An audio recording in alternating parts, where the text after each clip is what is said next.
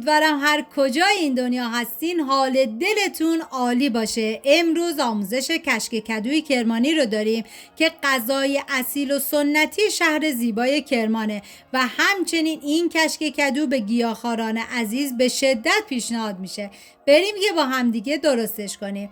مواد لازم: کدو، سیب زمینی، پیاز، سیر، آرد گندم، گردوی خرد شده، کشک رقیق شده، نمک، زردچوبه، نعنای خشک و فلفل سیاه هستش. من اندازه دقیقم داخل دیسکریپشن براتون نوشتم.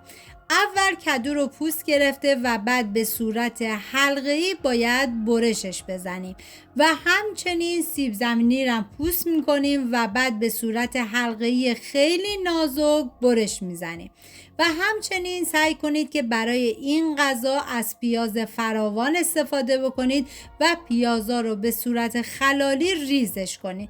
سیر رم کاملا ریز کرده و حالا این موادی که آماده شد رو میذاریم کنار و داخل ظرفی آرد گندم رو میریزیم و مقداری آب بهش اضافه میکنیم، هم میزنیم تا گلوله از آرد باقی نمونه، کاملا با هم دیگه ترکیب و یک دست بشن.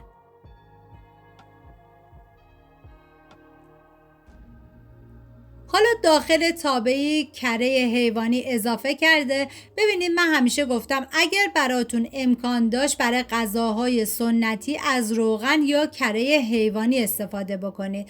حالا کدوهایی که ریز کرده بودم و بهش اضافه میکنم و به مدت 3 الی 4 دقیقه کاملا تفتشون میدم. ببینید نیازی به سرخ کردن زیاد کدو برای این غذا نیستش، همین که به مدت 2 تا 3 دقیقه هم تفت بخوره کافیه. بعد دوباره هم میزنم تا کاملا جابجا بشم و بعد از اون سیب زمینی هایی که ریز کرده بودیم و بهش اضافه میکنیم و دوباره هم میزنیم تا کاملا با هم دیگه ترکیب بشن و به مدت 3 دقیقه دیگه میذاریم تا با هم دیگه کمی تفت بخورن.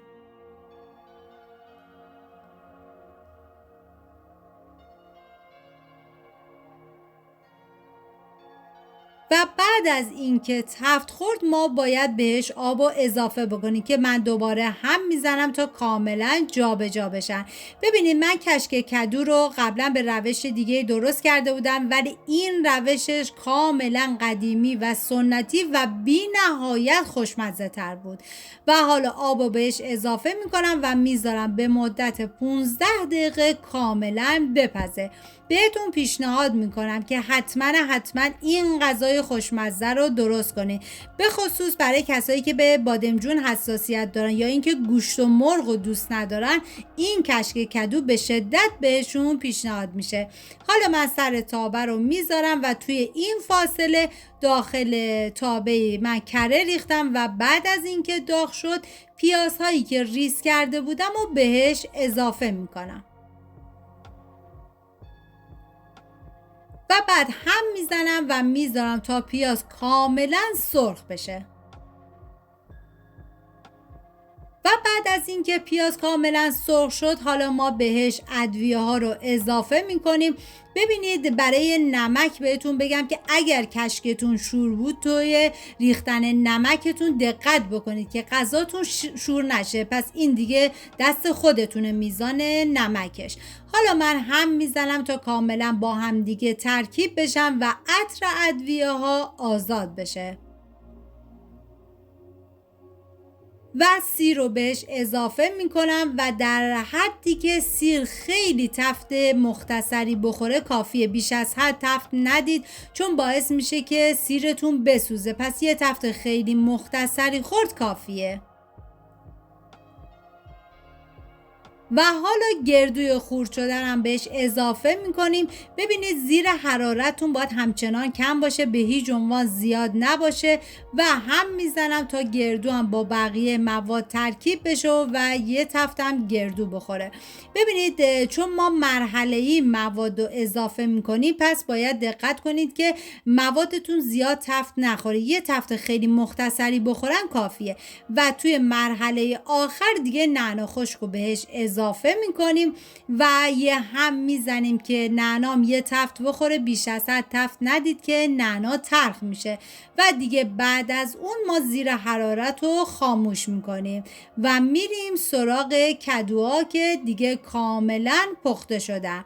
ببینید دیگه من سر تابه رو بر میدارم و کدو و سیب زمینی کاملا نرم و پخته شده. حالا ما این موادی که آماده کرده بودیم و به کدوها اضافه میکنیم و باید هم بزنیم و بذارید به مدت 5 دقیقه دیگه کاملا با مواد بپزه و اون آب اضافه هم کاملا کشیده بشه و به روغن بیاد. و حالا من هم میزنم تا با هم دیگه ترکیب بشن و سر تابه رو میذارم و بعد از 5 دقیقه سر تابه رو بر میدارم. ببینید دیگه کاملا به روغن اومده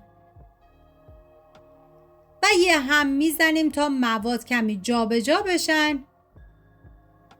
یعنی واقعا یه عطر و طعم عجیبی این کشک کدو داشت. واقعا دم کرمانیای عزیز گرم با این غذاهای خوشمزه‌شون. حالا من با بلندر کاملا لهش میکنم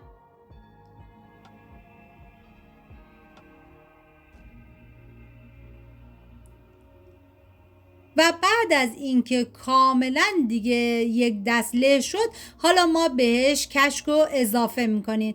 ببینید من متاسفانه تو فیلم نیفتاد، بعد از اینکه کشک رو اضافه کردم و هم زدم با بقیه مواد مخلوط شد، بعد از اون آرد گندم رو بهش اضافه کردم که متاسفانه گفتم نیفتاد تو فیلم و بعد از اون دیگه میزنیم به مدت 15 دقیقه با حرارت کم این کشک کدوی کرمانی ما کاملا جا بیفته و بعد از 15 دقیقه آماده است.